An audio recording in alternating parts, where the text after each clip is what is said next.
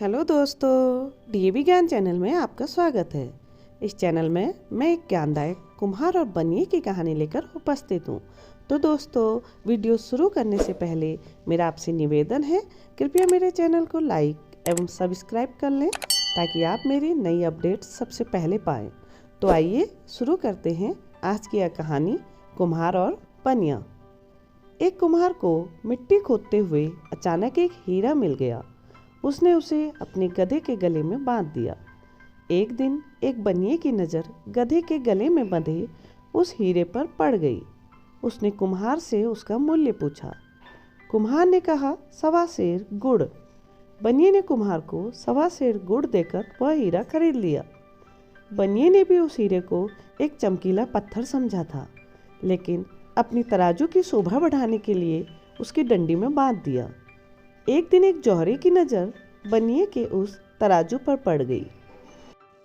उसने बनिए से उसका दाम पूछा। बनिए ने कहा 5 रुपये। जौहरी कंजूस व लालची था।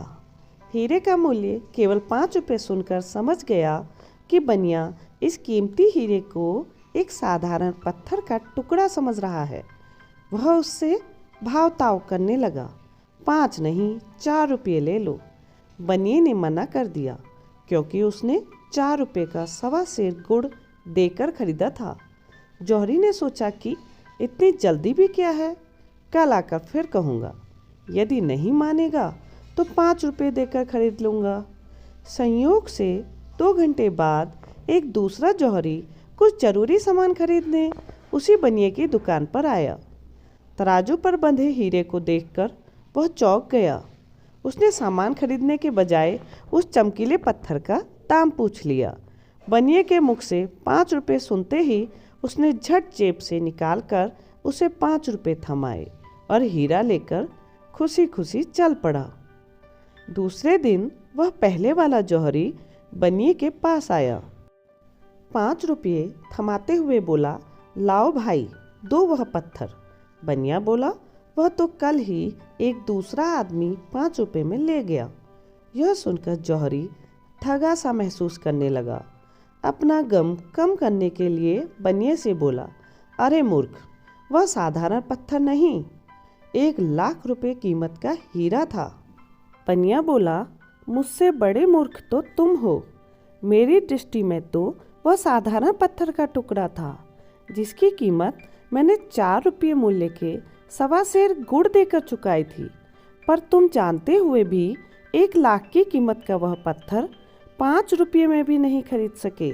तो दोस्तों, हमारे साथ भी अक्सर ऐसा ही होता है।